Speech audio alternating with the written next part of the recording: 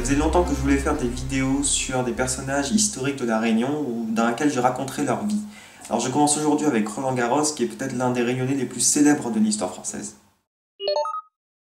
Roland Adrien Georges Garros est un aviateur français et lieutenant-pilote durant la Première Guerre mondiale qui est né le 6 octobre 1888 à Saint-Denis de la Réunion. Roland est né dans la rue de l'Arsenal, pas besoin de chercher sur vos cartes de Saint-Denis, cette rue a changé de nom depuis, elle s'appelle maintenant rue Roland Garros. Alors si un jour je deviens célèbre, il y a des chances qu'une rue à la Réunion porte mon nom. Il est le fils unique d'un avocat toulousain et d'une mère bretonne. Alors que Roland est âgé de 4 ans, son père décide de déménager son cabinet d'avocat à Saigon en Cochinchine.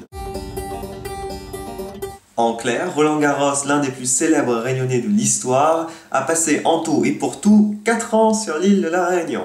Il y a des oreilles qui habitent à la Réunion depuis plus de 10 ans et qui ne sont pas considérées comme réunionnais pour autant. Comme il n'y a pas d'école française en Cochinchine, c'est la mère de Roland qui lui fera l'enseignement. En 1900, alors qu'il est âgé de 12 ans, Roland quitte la Cochinchine pour la France métropolitaine pour pouvoir poursuivre ses études secondaires. Le département encourage la mobilité. Ses parents l'inscrivent au collège Stanislas de Paris sans penser que cela pouvait être traumatisant pour un enfant qui est né sous les tropiques. Du coup, arrivé à Paris, Roland se chope une pneumonie et ses professeurs décident de l'expédier au collège de Cannes. Arrivé à Cannes, Roland se refait une santé et se remettra même au sport, notamment le cyclisme. Ainsi, en 1906, Roland devient champion interscolaire de cyclisme. Non mais il n'y a pas que le vélo dans la vie. Non, puisque Roland fera aussi du football, du tennis, du piano, du rugby et même du sport automobile. Ah, c'est ça, il expédie ailleurs en France, il fait rien avec sport, mais sinon il travaille l'école ou bien... Eh bien, Roland est également un bon élève puisqu'il réussit son entrée à HEC à Paris. Le problème, c'est que son père voulait qu'il devienne avocat et pas commercial, donc du coup, il lui coupe les vivres. Cela ne l'empêchera pas d'obtenir son diplôme de l'école de commerce à l'âge de 21 ans et d'ouvrir par la suite une petite boutique non loin de l'Arc de Triomphe qu'il appellera Roland Garros Automobile Voiturette de Sport. Ça ne s'invente pas. Oui, mais l'avion dans tout ça.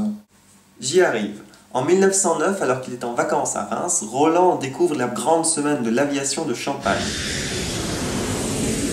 Ébloui par ses engins tel un Icare découvrant ses ailes, Roland prend la décision de sa vie. Il deviendra aviateur. Avec les économies de son magasin, il achète son premier avion, une demoiselle Santos Dumont, au prix de 7500 francs. Il participera même au défilé du 14 juillet 1910 avant même d'obtenir son brevet de pilotage. Hey, trop fort Roland. Il sera par la suite engagé par l'industriel Art Oberg pour une tournée d'exhibition dans tous les États-Unis. De retour en France, Roland participera à 3 courses d'aviation, le Paris-Rome, le Paris-Madrid et le circuit européen. Et pour chacune de ces 3 courses, Roland arrivera deuxième. N'empêche, Roland réussira à faire un record d'altitude en Bretagne à 3950 mètres, ce qui lui permettra d'avoir une certaine notoriété dans le milieu de l'aviation.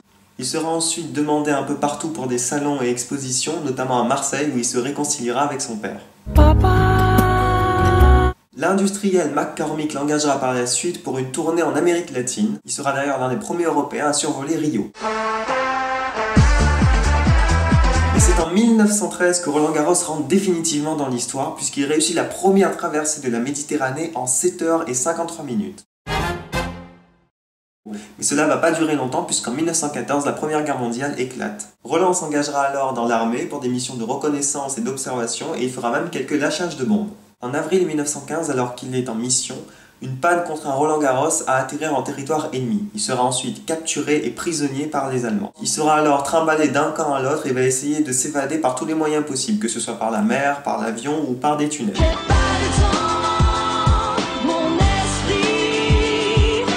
Il réussit enfin à se libérer en février 1918. Ces 3 années de captivité ne manqueront pas d'avoir certaines conséquences sur la santé de Roland Garros, puisque sa myopie va commencer à s'accroître. Donc à l'époque, on pouvait être myope et pilote d'avion. On lui attribuera la Légion d'honneur, mais Roland n'aura qu'une envie, c'est de retourner au front. Plus têtu qu'un femelle bourrique. Le 5 octobre 1918, à la suite d'un combat avec un avion ennemi, l'appareil de Roland explose en plein air et s'écrase dans les Ardennes, non loin de la ville de Vouziers, où il sera enterré. Roland Garros est souvent associé au stade de tennis de Paris. Alors il faut savoir que Roland lui-même était un très mauvais tennisman, mais c'est lors de la construction du stade en 1927 que Émile Lezieur, un grand investisseur, avait décidé que le stade porterait le nom de son meilleur ami. Il avait dit « Je ne dépenserai pas un sou si on ne donne pas le nom du stade à Roland-Garros ». Voilà comment un stade peut porter le nom d'un piètre joueur de tennis.